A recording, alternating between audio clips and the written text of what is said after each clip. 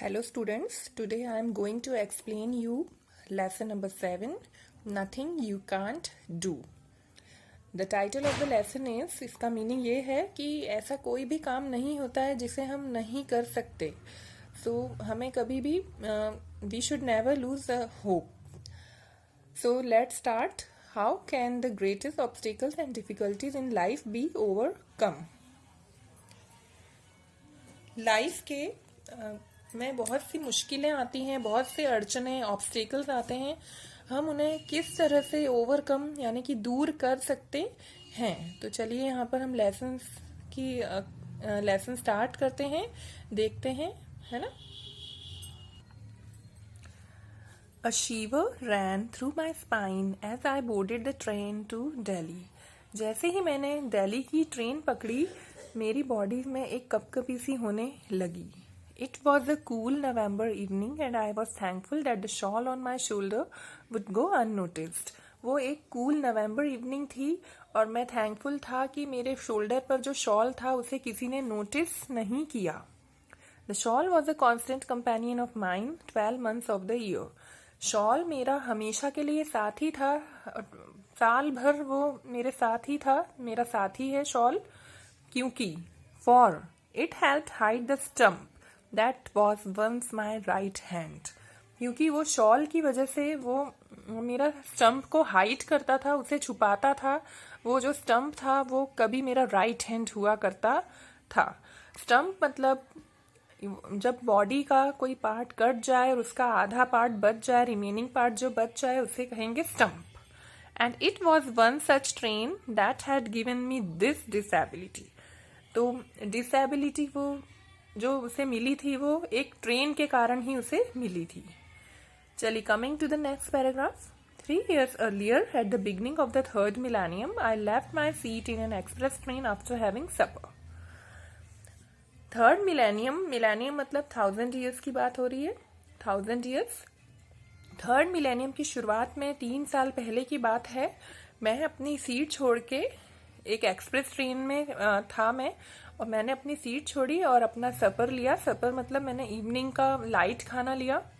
I washed my hands. मैंने अपने hands wash किए एक सिंक पर. वो सिंक ओपन कंपार्टमेंट डोर के पास ही था. As I finished and turn the train suddenly jerked. जैसे ही मैंने फिनिश किया उसी के बाद ट्रेन में एक झटका सा आया और उस झटके से मेरा बैलेंस क्या हो गया, बिगड़ गया. Throwing me off balance and I was flung right out of the door. तो मेरा बैलेंस बिगड़ने से मैं बिल्कुल डोर के बाहर जाकर गिर गया. और and third paragraph. As I landed on my back the carriage wheels seaward my right arm above my elbow. Elbow मतलब होता है कूहनी. तो मैं बिल्कुल ऐसे गिर गया और कैरिज व्हील्स जो थे उससे मेरे राइट आर्म कट गया.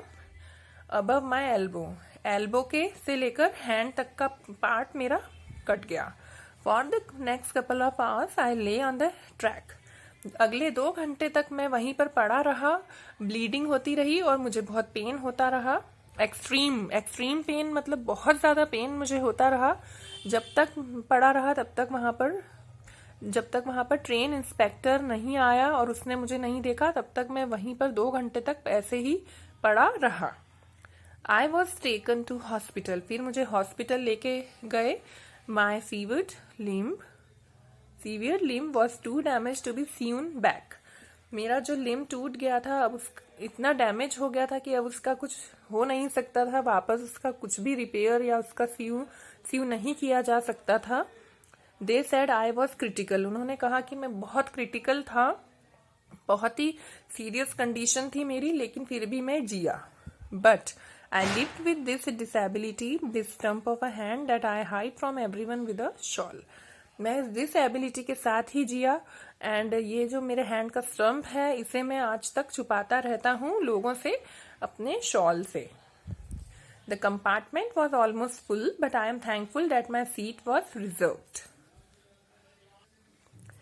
कंपार्टमेंट क्या था, ऑलमोस्ट फुल था, बट मैं थैंकफुल था कि मेरी सीट रिजर्व थी. एंड मैं धीरे धीरे नर्वसली गया मेरी सीट की तरफ और मेरे लेफ्ट हैंड में मैंने अपना सूटकेस पकड़ रखा था.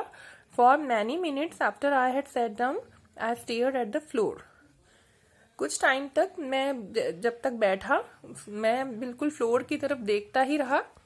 टू शाय मतलब बहुत मुझे शर्म आ रही थी लोगों से नजरें मिलाने में, जो मेरे ट्रैवल मेट्स थे, जो मेरे साथ ट्रैवल कर रहे थे. फियरफुल, मुझे डर भी लग रहा था, लेस्ट कि कोई मुझे वहां पर ऐसे देख ना ले, कोई मेरी डिसएबिलिटी को नोटिस ना कर ले. The cheerful, lively voices of the people around me made me realize that unlike me, they were all young boys and girls in their early teens. वहां पर मुझे कुछ लोगों की चीयरफुल यानी कि खुशी वाली आवाजें सुनाई दे रही थी, और उससे मुझे रियलाइज हो रहा था कि वो बिल्कुल अलग ही लोग थे, जो थोड़े टीन्स थे, टीनेज एज के यंग बॉयज और गर्ल्स थे. There were 2 girls and 3 boys all talking excitedly. वहां पर दो गर्ल्स थी और 3 बॉयज थे, और बिल्कुल एक्साइटेडली वो लोग बातें कर रहे थे. तो चलिए आज इस वीडियो में इतना ही एक्सप्लेन होगा. Remaining part I will explain in next video. Thank you.